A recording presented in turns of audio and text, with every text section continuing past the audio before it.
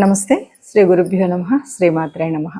ఆదిత్యాయ చ సోమాయ మంగళాయ బుధాయ గురు శుక్ర శనిభ్యే రాహవే కేతవే నమః.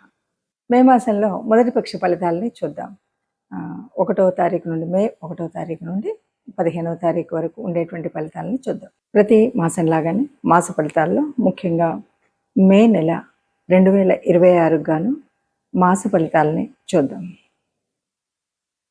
ఈ మాస ఫలితాల్లో అసలు ముందుగా గ్రహస్థితి ఎలా ఉంది, మే నెలకు ఉండేటువంటి ప్రత్యేకత ఏంటి అని ఆలోచిస్తే కనుక మే నెలలో ముఖ్యంగా మే నెల ఎప్పుడు ప్రారంభమవుతుంది అంటే ఈసారి వైశాఖ పౌర్ణమి నుండి జ్యేష్ఠ పౌర్ణమి మధ్యలో ఉండేటువంటి కాలం మే నెలగా వస్తుంది. ఇది ఒక విశేషమైతే ఇక రెండవది ఇందులో కత్తెర్లు అంటాం కదా, ఆ కార్తీ రావడం అంటే సూర్యుడు కృత్తిక నక్షత్రంతో కలిసి ఉండడం అనేటువంటిది. ఇది ముఖ్యంగా కత్తెర్లు అని ఎందుకు చెప్పుకోవాలి అంటే ఈ సమయంలో చేయవలసినటువంటి శుభకార్యాలు చాలా వరకు చేయకుండా ఉండడం అనేటువంటిది చేస్తుంటాం కాబట్టి ఈ మాసంలో ఇది ఉంటుంది. అంతేకాకుండా మనకు ముఖ్యమైనటువంటిది హనుమత్ జయంతి, అంటే 2 సార్లు చేస్తూ ఉంటారు. ఏప్రిల్ మాసంలో చేసేటువంటిది అయితే మనకి విజయయాత్ర కింద, మే మాసంలో వచ్చేటువంటి అది హనుమత్ జయంతి కింద మనం చెప్పుకుంటూ ఉంటాం. సో ఈ ప్రత్యేకలతో మొదలయ్యేటువంటి ఈ మాసంలో మరి గ్రహస్థితి ఎలా ఉందో చూద్దాం.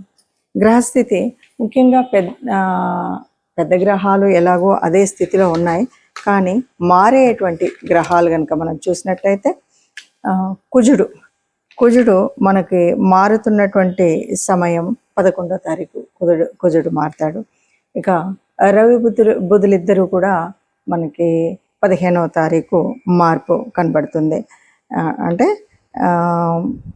మేషము నుండి మనకి వృషభంలోకి వెళ్ళేటువంటి స్థితి కనబడుతుంది. ఇక శుక్రుడు దాదాపు 20వ తారీఖు నుండి ఇక్కడే ఉన్నటువంటి శుక్రుడు తదుపరి మనకి చెప్పాలి అంటే 7వ తారీఖు శుక్రుడు మారిపోతాడు. ఇది మనకి కనిపించేటువంటి గ్రహాల్లో ఉండేటువంటి మార్పు. మిగతా గ్రహాలు ఎలాగో చాలా శుక్రుడు, శని పెద్ద గ్రహం, కేతువు, రాహు, వీళ్ళల్లో ఏ మార్పు అయితే లేదు, గురువు. సరే, ఇలా ఉన్నటువంటి పరిస్థితుల్లో మరి ఒక్కొక్క రాశికి 12 రాశులకు ఫలితం ఎలా ఉంటుంది అంటే చిన్న చిన్న మార్పులే ఉన్నప్పటికీ నిన్న మొన్ననే మనకి గ్రహ కూటమి ఇలాంటివి మార్పులు జరిగినప్పటికీ ఏ మాసానికి ఆ మాసానికి మనం చూసుకుంటూ ఉన్నటువంటి పరిస్థితులలో ఈ మాసంలో వచ్చేటువంటి అంటే ఒక విద్య కానీ, వివాహంలో కానీ, లేదు పెట్టుబడులు పెట్టేటువంటి విషయంలో కానీ ఎలాంటి మార్పులు ఉంటాయి, మనం ఏం చేస్తే, ఏ గ్రహ అనుగ్రహం పొందితే, ఏ దైవానుగ్రహం పొందితే మనకి ఏ కష్టం లేకుండా ఉంటుందో చూద్దాం.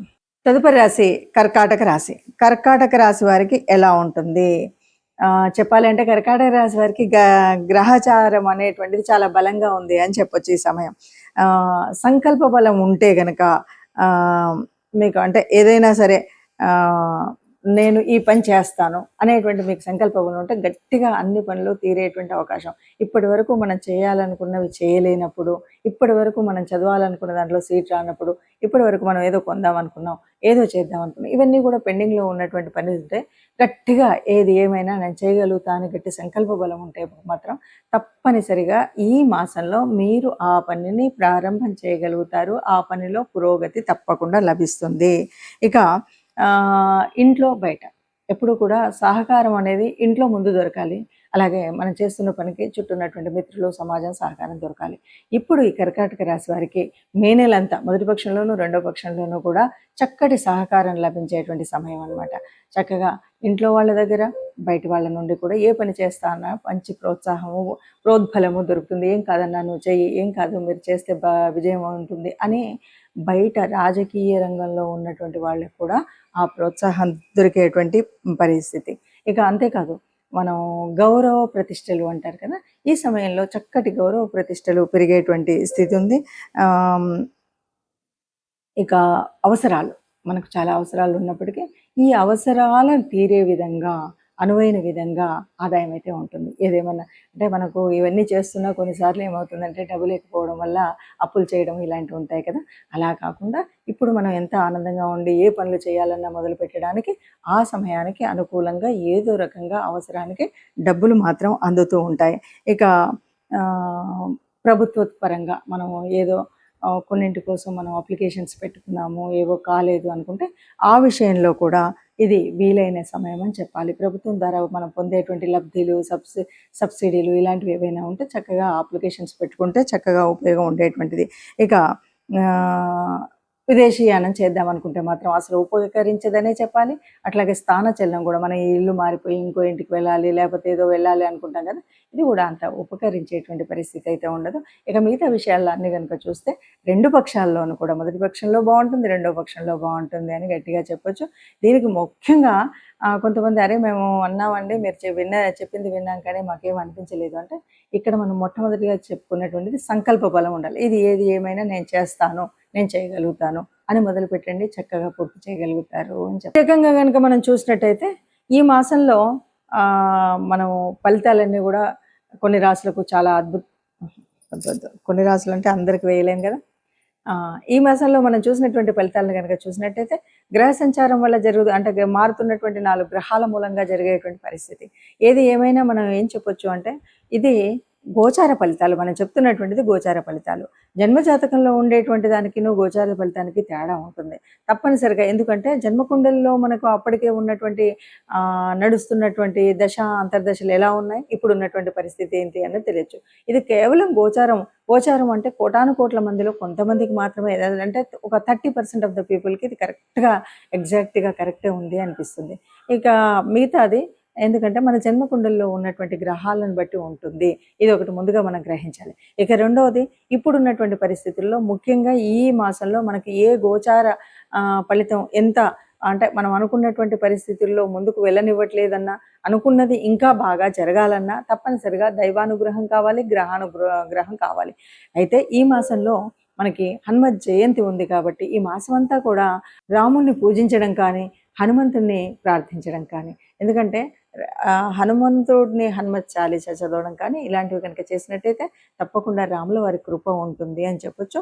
ఇంకా ముఖ్యంగా ఏదైనా సరే కీడు చెడు ఇలాంటివి జరుగుతున్నాయి అన్న టైంలో మనం తప్పనిసరిగా హనుమత్ ఆలయానికి వెళ్ళడం అనేటువంటిది ముఖ్యమైనది. కాబట్టి మనం ఇచ్చేసి వీలైన వాళ్ళు మనం నవగ్రహాల దగ్గరికి వెళ్ళడము, లేదు అదే కాలేదు అంటే ఏదైనా మీకు తోచిన దాన ధర్మాలు చేసినట్టయితే, ఇవేవి నాకు తెలియదు ఏ గ్రహం వల్ల ఏది అని అనుకున్నట్టయితే, అలా కూడా కాలేదు అనుకుంటే తప్పనిసరిగా మీరు ఏదైనా గోశాలకు వెళ్ళి గోమాతకు మనం కనుక గ్రాసం ఇచ్చినట్టయితే తప్పనిసరిగా ఇప్పుడు ఏవైతే అననుకూలంగా ఉన్నాయి అనుకున్నామో ఇవన్నీ కూడా అనుకూలంగా ఉండేటువంటి స్థితి మనకు వస్తుంది.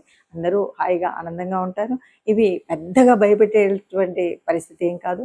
మాసంలో చిన్న చిన్న మార్పులు జరుగుతాయి. ఆ చిన్న చిన్న వ్యత్యాసాలు కనబడుతూనే ఉంటాయి.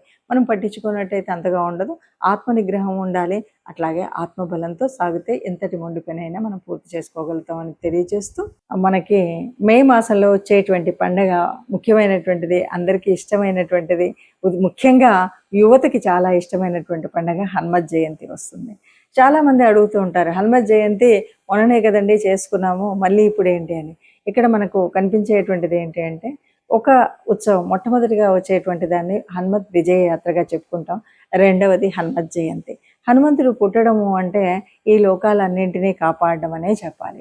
హనుమత్ జయంతిని మనం అంత విజయోత్సవంగా విజయయాత్రలు చేసుకుంటూ చక్కగా ఎటు చూసినా కూడా కాషాయ వర్ణాలతో హనుమత్ ధ్వజాలతో అందరూ కూడా ఆనందంగా ఎందుకు తిరుగుతారంటే, ఆనాడు రామాయణ కాలం నాడు మరి రాముడి జయానికి మూల కారణమైనటువంటి వాడు. అలాగే ఇప్పటికీ అప్పటికి ఎప్పటికి కూడా ఒక తేజస్సు కానీ, ఒక చైతన్యం అంటే ఎలా ఉండాలి, ఒక దాసతత్వం అంటే ఎలా ఉండాలి, ఒక స్నేహం అంటే ఎలా ఉండాలి, విజ్ఞానంలో నవవ్యాకరణం తెలిసినటువంటి వాడు అంటే ఎలా ఉండాలి, ఒక కార్యశూరత్వంలో ఎలాంటి స్థితి ప్రజ్ఞత ఉండాలి, కార్యాన్ని సాధించుకురావడంలో ఎలా ఉండాలి, ఇవన్నీ మనకు చెప్పేటువంటి వారు హనుమంతుల వారు. అందువల్ల హనుమత్ జయంతి మనందరికి కూడా ఎప్పటికీ చైతన్యాన్ని అందించేటువంటిది, ఒక పనిని నిర్విఘ్నంగా పూర్తి చేయగలిగే శక్తి సామర్థ్యాలు కావాలి అంటే హనుమ జయంతిలో మనము ఆ రోజు హనుమంతుడిని ప్రార్థించడం, పూజించడం, హనుమాన్ చాలీసా చదవడం, మరి దండకాన్ని చదువుతామా, లేదు సింధూరాన్ని వేయిస్తామా, వడమాల వేయిస్తామా, ఇవి ఏవున్నా సరే ఇవన్నీ కూడా మన పూజా విధానంలో ఒక భాగమే అనుకుంటాం. హనుమత్ దేవాలయాల దగ్గరికి వెళ్ళి చక్కగా మన వాహనాలని ఏ రకమైన ఇబ్బందులు రావద్దని పూజించుకోవడం, మనం అక్కడికి వెళ్ళి నాకు ఏ రకమైనటువంటి దుష్ట పీడలు ఇలాంటివి ఏవి నా శరీరానికి రాకూడదని దైవ అనుగ్రహం పొందడం, ఇవన్నీ ఒక ఎత్తు. ఇవి కాకుండా మనం హనుమంతుడి నుండి నేర్చుకోవాల్సినటువంటిది ఏమిటి అంటే, ఎంతటి వాడైనా సరే ఎక్కడ ఎదగాలో ఎక్కడ ఒదగాలో ఇది తెలిసినటువంటి వాడు హనుమంతుడు. ఎక్కడ స్నేహాన్ని ఎలా చేయాలో, ఎవరితో ఎలా మాట్లాడాలో, అంటే నవవ్యాకరణ పండితుడు. అలాగే గురువు దగ్గర ఎట్లా ఉండాలో, మరి ఆయనకు సాక్షాత్తు సూర్యభగవాన్ని గురువుగా తాను రిక్వెస్ట్ చేసిండనే చెప్పాలి అంటే, ఎందుకంటే సూర్యభగవానుడు నిరంతరం చలిస్తూ ఉండేటువంటి ఆయన దగ్గరికి తనతో పాటు తిరుగుతూ నవవ్యాకరణాలను నేర్చుకున్నటువంటి మహాపండితుడు. కాబట్టి విద్యార్థి లోకానికి ఎప్పటికి కూడా మనం ఏదైనా జ్ఞానం నేర్చుకోవాలంటే ఎలా ఉండాలి, ఎంత నిరంతర ప్రయత్నం ఎలా ఉండాలి, ఇవన్నీ విషయాలు చెప్పేటువంటిది అది. అంతేకాదు ఒక కార్యాన్ని సాధించాలి అంటే కేవలం రామనామంతో నేను ఏదైనా చేయగలుగుతాను అనేటువంటి సంకల్పంతో గట్టిగా ఉండి అన్నీ రాముడే చేస్తున్నాడు అని చెప్పేటువంటి వాడు. అలాగే లంకకు వెళ్ళినప్పుడు ఏం చేస్తాడు, అక్కడ ఉన్నటువంటి తన బల ప్రదర్శన జరిగిన తర్వాత రావణాసురుడు అడిగినప్పుడు తన బలం ఏంటి, నువ్వు ఇంత బలవంతుడు ఎక్కడి నుండి వచ్చావు ఏంటి అంటే, నేను చాలా ఆ రామయ్య దగ్గర ఉన్నటువంటి అంతమంది సైన్యంలో అతి బలహీనుని నేనే అని చెప్తాడు. ఇది కార్యశూరత్వం అంటే ఒదిగి ఉండడం అనేటువంటి తత్వం. ఎక్కడ చూసినా కూడా నేను బలవంతుడిని అనేటువంటి గర్వం కాకుండా, నేను అందరిలో ఒకవాడిని, నేను సేవ చేయగలిగినటువంటి వాడిని, నేను సహాయం చేయగలిగినటువంటి వాడిని, నాకు అధికారం అక్కర్లేదు అన్నటువంటి వాడే. అందుకే కదా సుగ్రీవుడి తనకు ఒక రాజ్యాన్ని ఉండగలిగినటువంటి అయినప్పటికీ కూడా సుగ్రీవుడి దగ్గర మంత్రిగా పనిచేసినటువంటి వాడు. ఆ మంత్రిత్వం రాజుకి ఆ రాజ్యం లేని రోజు కూడా మంత్రిగా తన దగ్గరే ఉండిపోవడం, ఇది గొప్పనైనటువంటి లక్షణం. అలాగే ఏ కార్యం చేయాలన్నా, అంటే లంకాన్వేషణలో సీతాన్వేషణలో లంకకు వెళ్ళేటప్పుడు ఎన్నో అడ్డంకులు ఉన్నాయి. ఎక్కడికక్కడ ఎదిగినప్పుడు ఎదిగాడు, ఒదిగినప్పుడు ఒదిగాడు. అంతే తప్ప హాయిగా ఆహార వ్యవహారాల్లో నేను చాలా ఆనందపడుతూ ఉండొచ్చు అనేటువంటి పరిస్థితి కాకుండా, మైనాకుడు సాయం చేద్దామని వచ్చిన రోజు కూడా ఇప్పుడు కాదు, నేను కార్యం పూర్తయిన తర్వాత అంటూ చెప్పినటువంటి మహానుభావుడు. అందువల్ల హనుమత్ జయంతి అనేటువంటిది కేవలం ఒక ర్యాలీ చేసుకోవడానికి ఇంకో కాదు. హనుమంతుడు ఏ రకంగా తన ధర్మ రక్షణ కోసం రాముణ్ణి తన గుండెల్లో నిలుపుకున్నటువంటి భక్తుడుగా, రామరాజ్యం కోసం పాటుపడినటువంటి ఒక సైనికుడిగా, సీతాన్వేషణలో తాను చేయవలసినటువంటి కార్యసాధకుడు ఎలా ఉండాలో అలాంటి కార్యసాధకుడుగా మనం ఆయన్ని ఆదర్శంగా తీసుకుంటే హనుమత్ జయంతిని చక్కటి పండగగా జరుపుకున్న వాళ్ళం అవుతాం.